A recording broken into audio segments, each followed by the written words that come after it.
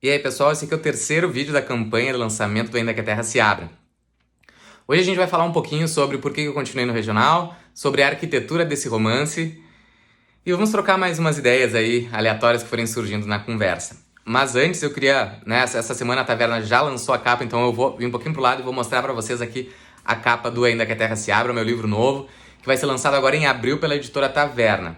Quem quiser receber uma degustação do livro e já ficar sabendo da pré-venda com 24 horas de antecedência, entra ou na minha bio e se cadastra ali na lista de e-mails ou entra no meu site, escritortavares.com.br, e lá vocês se cadastram, recebem a degustação e depois, um pouquinho antes do lançamento da pré-venda, eu vou avisar vocês. E por que é importante avisar um pouquinho antes?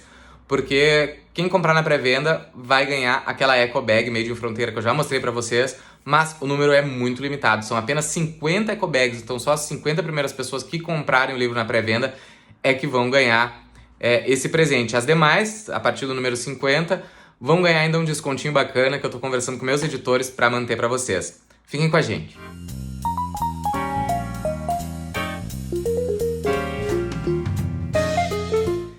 Por que eu continuei no regional? Por que eu não quis me aventurar em escrever outro tipo de romance, uma história que se passasse aqui em Porto Alegre, onde eu já tô morando há 8 anos? E isso mexeu comigo no momento de decidir que história que eu ia contar pra vocês. Eu até tive algumas histórias mais policiais, vou fazer isso aqui, se passando em Porto Alegre, papapá. Só que eu, com a recepção do Andarilhos, que saiu em 2017, até agora, 2020, ele segue sendo lido. Sempre que eu recebo um comentário, as pessoas me dizem que legal esse livro, eu gostei muito, acho massa conhecer o interior do Rio Grande do Sul e a gente não vê mais livro desse tipo. E eu também, enquanto leitor, eu sinto falta de ter livros que não se passem só em Porto Alegre, em São Paulo, no Rio de Janeiro, enfim, nas capitais do país. E isso acabou, dentro da minha mente, enquanto leitor, enquanto escritor, colaborando para quando chegou a decisão de que livro escrever, depois do Andarilhos, a escolher o que na época seria Rabaldes, Longe Demais acabou virando Ainda que a Terra se Abra, justamente por isso. E aí eu tô trazendo mais uma referência, um livro que eu tinha deixado para hoje, das minhas referências, e vocês vão entender por quê.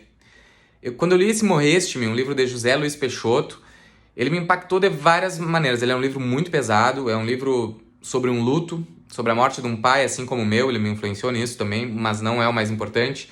É um livro pequeno e poderoso que saiu aqui no Brasil pela Dublinense.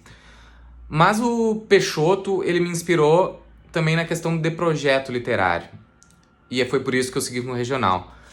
Quando eu comecei a pesquisar sobre esse autor, até foi numa oficina, não foi nem uma oficina, foi num curso que eu fiz com o Reginaldo Pujol Filho sobre literatura portuguesa, e a gente começar a entender que existem outros jeitos de se contar histórias em português.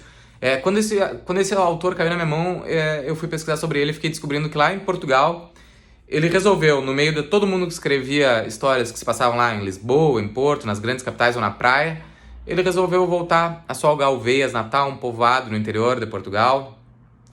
E lá virou seu universo literário. É lá que ele conta todas as suas histórias, as histórias daquelas gentes que moram no interior e que, em regra, estão esquecidas da literatura, e isso não é alguma coisa específica de Portugal. E fui pesquisar mais e descobri que lá criaram um termo. José Luiz Peixoto é conhecido como o escritor das ruralidades. Um cara preocupado com as ruralidades, com os interiores de Portugal. E foi aí que me acendeu uma luz de que sim, o meu projeto era parecido com o dele. Sim, no Rio Grande do Sul e no Brasil a gente tem muito mais interiores do que capitais. E a gente precisa voltar os olhos para essa gente do interior. Foi por isso que eu escolhi continuar contando histórias do interior. Pensando nesse meu projeto, que eu quero que as pessoas vejam no futuro, se tudo der certo, olhando ele de longe, vejam que tem escolhas que se repetem, tem escolhas propositais e que tudo faz parte de um projeto pensado a longo prazo. Por isso que eu escolhi continuar contando histórias do interior, e ainda tenho mais algumas para contar. Vou seguir assim pro resto da vida? Não sei, muito provavelmente não, porque a gente uma hora tem que virar a página, fechar um ciclo e começar um ciclo novo. Mas eu ainda tenho histórias que eu gostaria de contar desses interiores, sim, e vou continuar.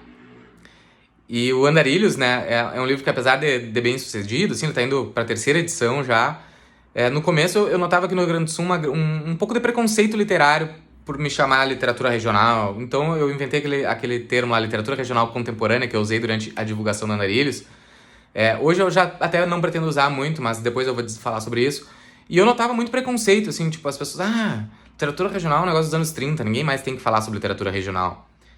E muitas dessas pessoas, depois que leram, ou por me conhecer, ou porque chegaram em alguma resenha e acharam que deviam dar uma chance para o Andarilhos, me chamavam e diziam, Rodrigo, olha, eu tinha preconceito com literatura regional mesmo, porque eu achei que já era datado e achei super bom. Teu livro é super contemporâneo, apesar de se passar no interior, apesar de eu não entender algumas coisas, ainda assim a história me fez viajar com teus andarilhos. E isso para mim era muito importante.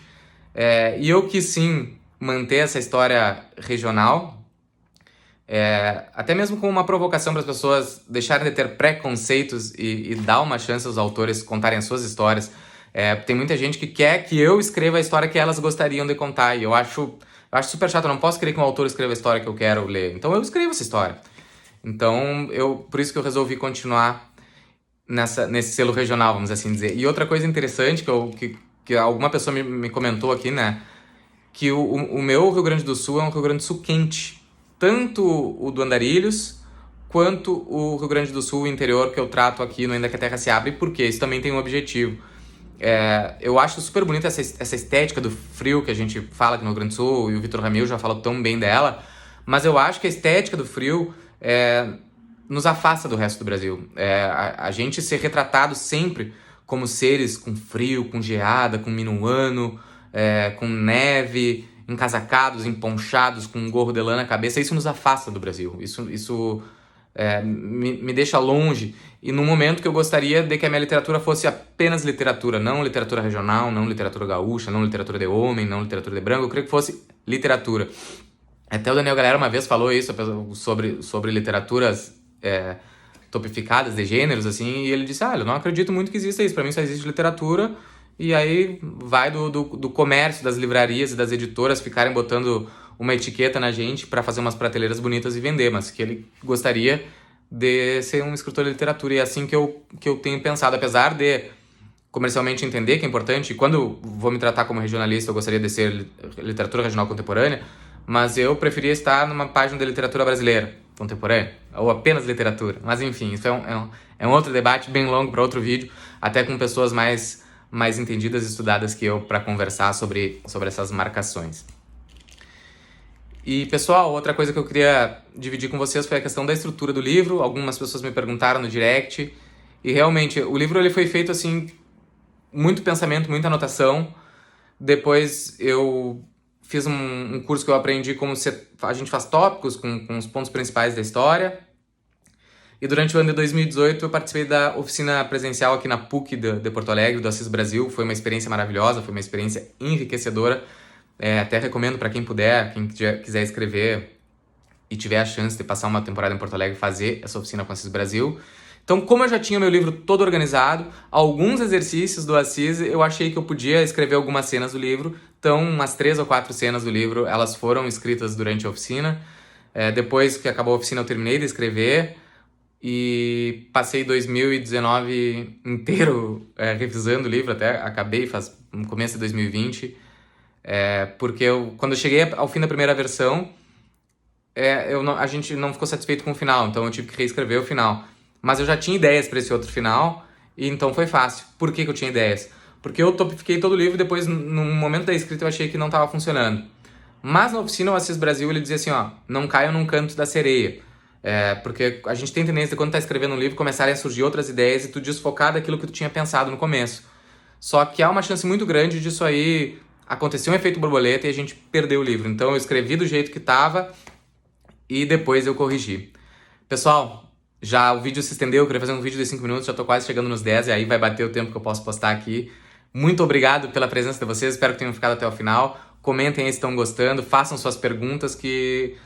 esse canal aqui do IGTV vai ser um pouco mais ativo e eu já tenho vários temas pra gente conversar. E vou ficar falando, independente da campanha do lançamento, eu vou seguir falando com vocês por aqui, porque a resposta está sendo super boa.